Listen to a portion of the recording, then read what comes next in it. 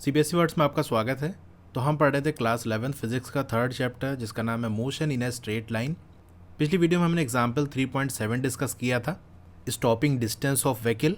इस वीडियो में हम एग्जाम्पल 3.8 रिएक्शन टाइम ये डिस्कस करेंगे। When a situation demands our immediate action it takes some time before we really respond.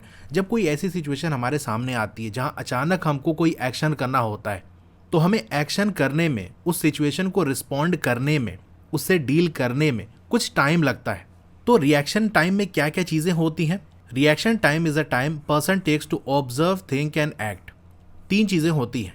एक तो ये जो सिचुएशन उसके सामने अचानक आई उसे ऑब्जर्व करेगा कि यहाँ पर क्या हो रहा है, फिर थिंक करेगा यानी वो सोचेगा कि इस सिचुएशन में हमको क्या करना चाहिए और कैसे करना चाहिए, और फाइनली होता है एक्ट यानी फिर वो काम कर देना। तो ये तीनों चीज़ें मिलाकर जो टाइम लगेगा इन तीनों चीज़ों को करने में, ऑब्जर्व करने में, थिंक करने में और एक्ट करने में, तो ये जो पूरा टाइम होता है ये हमारा रिएक्शन टाइम कहलाता है। एग्जाम्पल्स इसे समझते हैं। If a person is driving and suddenly a boy appears on the road then the time elapsed before he slams the brake of the car is the reaction time. एक बंदा है, वो गाड़ी चलाते हुए जा रहा है, अचानक से सड़क पे एक लड़का सामने आ गया, तो जितना टाइम बीतेगा ब्रेक के दबाने से पहले पहले वो रिएक्शन टाइम कहलाएगा। तो उस टाइम में क्या क्या चीज़ें होंगी? वही 3 चीज़ें, ऑब्जर्व, थिंक एंड एक्ट। यानी मान लो अब खुद फील करो कि आप जा रहे हो गाड़ी लेके, अचानक से कोई सामने आ गया, तो पहली चीज़ तो ऑब्जर्व करोगे कि अरे कोई आ गया सामने। फिर दूसरी चीज़ आप सोचोगे कि क्या करना है, ठोक दें, उसको उड़ा दें या फिर ब्रेक लगाएं। ऑब्वियसली ठोकोगे तो नहीं, ब्रेक लगाने को सोचोगे। यानी ऑब्जर्व किया कि हाँ कोई सामने आ गया, फिर आपने सोचा कि क्या करना है, ब्रेक दबानी है, उसको उड़ा नहीं देना है, और फिर एक्ट करना है यानी फिर फाइनली आपको ब्रेक लगानी है।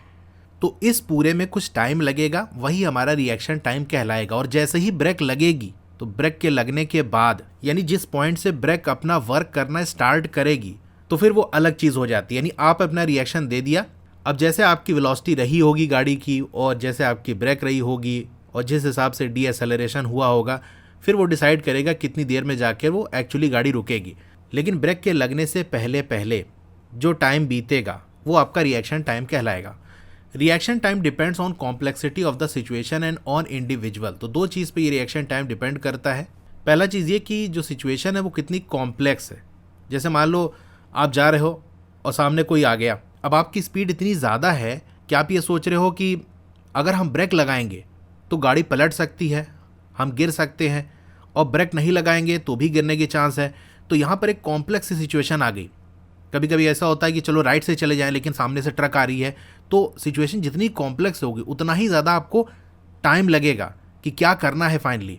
और दूसरी चीज़ अलग अलग इंडिविजुअल पे, यानी कौन गाड़ी चला रहा है इस पर भी डिपेंड करता है। बहुत माहिर होगा, ऐसे चीज़ें उसने फेस की होंगी, तो रिएक्शन देने में उसको कम टाइम लगेगा। इसीलिए नया नया बंदा होता है, उसको इतना आइडिया नहीं होता, तो बहुत ज़्यादा चांस होती है वो किसी को उड़ा दे या फिर कहीं गाड़ी को ठोक दे। तो सिचुएशन कितनी कॉम्प्लेक्स है और हर बंदे का अपना अलग अलग रिएक्शन टाइम होता है। कोई होता है जो भी सिचुएशन आती है उसको बहुत जल्दी रिस्पॉन्ड कर देता है, कुछ ऐसा भी होता है जिसको रिस्पॉन्ड करने में टाइम लगता है। You can measure your reaction time. आप अपना रिएक्शन टाइम मेजर कर सकते हो एक सिंपल एक्सपेरिमेंट करके। आपको क्या करना है, एक रूलर लेना है, यानी एक स्केल ले लो और अपने दोस्त से कहो कि वो ड्रॉप करे vertically through the gap between your thumb and 4 finger. ठीक है, किस तरह से करना है चलिए उसको हम देख लेते हैं। आपको अपने फ्रेंड से कहना है कि वो स्केल को इस तरह से पकड़ ले, और आपको क्या करना है, ये स्केल का जो बिल्कुल ये 0 वाली पोजीशन है वहाँ पर ऐसे हाथ रखना है। इसको पकड़ना नहीं, थोड़ा सा हाथ दूर रहेगा, यानी इस तरह से देख सकते हो ये हाथ दूर रहेगा, ताकि जब आपका फ्रेंड इस स्केल को ड्रॉप करे, छोड़े, तो स्केल नीचे आएगी तो आसानी से मूव कर सके। क्योंकि ऐसे पकड़ लोगे तो मूव कैसे करेगी। जब वो छोड़ेगा तब आपको इसको पकड़ना है, गिरने से रोकना है। तो ऑब्वियस सी बात है, जैसे छोड़ेगा आपको रिएक्शन देने में, उसको पकड़ने में टाइम लगेगा, उतने में स्केल कुछ नीचे चली जाएगी। जितना नीचे जाएगी, क्योंकि 0 पे हमारा स्टार्टिंग में हमारा हाथ था, जितना ही नीचे जाएगी और जहां हम पकड़ेंगे वो डिस्टेंस हम इससे कैलकुलेट कर लेंगे। ठीक है, वही डिस्टेंस हमको चाहिए। तो ये अभी हमारा 0 पे है और ये देख सकते हो 17 सेंटीमीटर यहाँ पर आ रहा है। तो आपने देखा कि ये 0 पे पोजीशन थी, जैसे ड्रॉप किया, इसको रिएक्शन देने में यानी स्केल को पकड़ने में, गिरने से रोकने में, ये स्केल हमारी 17 सेंटीमीटर नीचे चली गई। यही डिस्टेंस हमको चाहिए। तो देखो जो हमने एक्सपेरिमेंट किया वो आपको 3.5 वाली ये फिगर में दिया हो। इसी तरह हमने किया था कि आपके जो फ्रेंड है इसने पकड़ा हुआ है और आप इसी तरह से इसको हाथ से, यानी आप पकड़े नहीं रहोगे, रूलर से आपका हाथ जो है वो दूर रहेगा, फिंगर्स आपकी दूर रहेंगी। जब वो ड्रॉप करेगा तब आपको उसको पकड़ना है। अब जो मैंने एक्सपेरिमेंट करके आपको दिखाया उसमें मैंने ही ऊपर पकड़ा भी था, क्योंकि बस मुझे आपको बताना था कि यहाँ पर एक्सपेरिमेंट किस तरह से कंडक्ट करना है। अगर आप खुद से ट्राई करोगे तो आप बहुत कम डिस्टेंस वो ट्रेवल होगी, क्योंकि आपको आइडिया रहेगा ना कि हाँ एक हाथ से मैं ड्रॉप कर रहा हूँ, कब मुझे ड्रॉप करना है, तो दूसरा वाला हाथ आपका उसी हिसाब से रेडी रहता है। लेकिन आपका दोस्त अगर आप उस स्केल को पकड़ा होगा और वो अचानक से छोड़ेगा, यानी आपको पहले से नहीं पता कि कब वो छोड़ने वाला है, बस ये मालूम है कि हाँ छोड़ेगा, कब छोड़ेगा ये नहीं पता, तो उस केस में ही एक अच्छी खासी डिस्टेंस ट्रेवल होगी।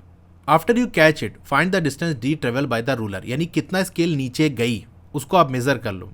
एक पार्टिकुलर केस में, यानी केस हम डिस्कस कर रहे हैं, जैसे मान लो डी की वैल्यू 21 सेंटीमीटर आती है, तो एस्टिमेट करना है आपको रिएक्शन टाइम। यानी मान लो किसी ने एक्सपेरिमेंट किया है और ये रिजल्ट निकाला है कि स्केल 21 सेंटीमीटर उसने डिस्टेंस कवर कर ली, यानी 21 सेंटीमीटर वो नीचे गई। जैसे मैंने जो आपको कर दिखाया वहाँ 17 सेंटीमीटर था, तो आप खुद ट्राई करोगे तो अलग अलग ही वैल्यू आ सकती है, ज़रूर नहीं कि सबकी सेम ही आए, क्योंकि रिएक्शन टाइम हमने देखा इंडिविजुअल पर डिपेंड करता है, हर आदमी का अपना अलग रिएक्शन टाइम होता है। तो जो भी आपका रिएक्शन टाइम है उसके हिसाब से आप टाइम को कैलकुलेट कर सकते हो। यहाँ पर 21 सेंटीमीटर है तो इसी हिसाब से हम कैलकुलेशन कर लेते हैं। तो रूलर को ड्रॉप किया जा रहा है, फ्री फॉल होगा, इसलिए इनिशियल वेलोसिटी 0 होगी। एक्सेलरेशन क्या होगा -g, यानी निगेटिव में एक्सेलरेशन की वैल्यू होगी -9.8 मीटर पर सेकेंड स्क्वायर। तो जो डिस्टेंस ट्रेवल करेगा and the reaction time TR इसे हम ले रहे हैं, उसको किस तरह से हम रिलेट कर सकते हैं, यानी कितनी डिस्टेंस वो ट्रेवल कर रहा है वो तो हमने कैलकुलेट कर लिया। 21 सेंटीमीटर उसने डिस्टेंस कवर की, यानी नीचे गया 21 सेंटीमीटर, उस नीचे जाने में जो टाइम लगेगा वही हमारा रिएक्शन टाइम होगा। यानी आपके फ्रेंड के द्वारा स्केल के छोड़े जाने से लेकर आपके स्केल पकड़ने तक जो टाइम बीतेगा वो रिएक्शन टाइम कहलाएगा। और जब वो ड्रॉप करेगा स्केल नीचे आएगी, कब तक नीचे आएगी, जब तक उसे आप पकड़ ना लो, तो उतने ही टाइम वो ड्रॉप हुई। तो देखो हमको इनिशियल वेलोसिटी दी हुई है 0 है, फाइनल वेलोसिटी हमको चाहिए नहीं, डिस्टेंस कितनी ट्रेवल किया है ये हमको मालूम है, हमने एक्सपेरिमेंट करके देख लिया 21 सेंटीमीटर। इसे हम मीटर में कन्वर्ट कर दें तो 0.21 हो जाएगा, और जी की वैल्यू हमारी क्या होगी -9.8 मीटर पर सेकेंड स्क्वायर। ठीक है, मीटर में देखो इसलिए हमने कन्वर्ट किया डिस्टेंस को, क्योंकि एक्सेलरेशन हमारा मीटर पर सेकेंड स्क्वायर में है। तो कौन सा हम रिलेशन लगा सकते हैं, आप कहोगे S = UT + ½ AT square. Initial velocity 0 है तो UT वाला टर्म तो खत्म हो जाएगा। S क्या है हमारा 21 सेंटीमीटर, लेकिन देखो स्केल ऊपर से नीचे की तरफ आ रही, नीचे की तरफ जो डिस्प्लेसमेंट होता है वो निगेटिव होगा, तो यहाँ पर जो S की वैल्यू है हमारी वो क्या होगी -21, ठीक है, सेंटीमीटर। इस तरह से यहाँ पर भी वैल्यू -0.21 मीटर होगी, तो यही इनपुट कर देंगे -0.21 = 1/2, ए की जगह -9.8 और TR रिएक्शन टाइम इसका स्क्वायर, तो माइनस से माइनस चला गया, 2 इधर जाके मल्टीप्लाई हो जाएगा 0.42 हो जाएगा, 0.42 इसको डिवाइड कर दें 9.8 से, तो ये TR के स्क्वायर के बराबर होगा। अगर हम रूट ले लें तो TR की वैल्यू हमें मिल जाएगी। तो देखो यही चीज़ यहाँ पर की गई है, TR ये 2 × 0.21 9.8 से डिवाइड कर देंगे तो लगभग आपका आंसर 0.2 सेकेंड्स आ जाएगा। तो ये क्या टाइम है, रिएक्शन टाइम है। तो जो भी आपको डी की वैल्यू दी होगी उसी हिसाब से आप पुट करके वैल्यूज़ निकाल सकते हो। तो ये था इस वीडियो के अंदर। आई होप आपको आज का टॉपिक समझ में आया होगा। पिछली जो वीडियोज़ हैं, आगे जो वीडियोज़ आएंगी वो सारी आपको प्लेलिस्ट में मिल जाएंगी। चैप्टर वाइज प्लेलिस्ट का लिंक आपको डिस्क्रिप्शन में मिल जाएगा इस वीडियो के, तो वहाँ से देख सकते हो। मेरा टेलीग्राम ग्रुप है, उसे भी आप ज्वाइन कर लो। वहाँ पर मैं जो भी वीडियो अपलोड करता हूँ उसका लिंक शेयर कर देता हूँ, तो उसका लिंक भी आपको डिस्क्रिप्शन में मिल जाएगा। आपको ये वीडियो कैसी लगी कमेंट करके ज़रूर बताइए। अच्छी लगी हो तो लाइक करिए, और अगर आप चैनल पर नए हैं तो सब्सक्राइब ज़रूर करिए। उसके बगल में एक बेल का आइकन होगा, उसको दबा के ऑल पे क्लिक कर देंगे तो जब भी नई वीडियो आएगी आपको मैसेज आ जाएगा। मिलते हैं फिर अगली वीडियो में। Thank you.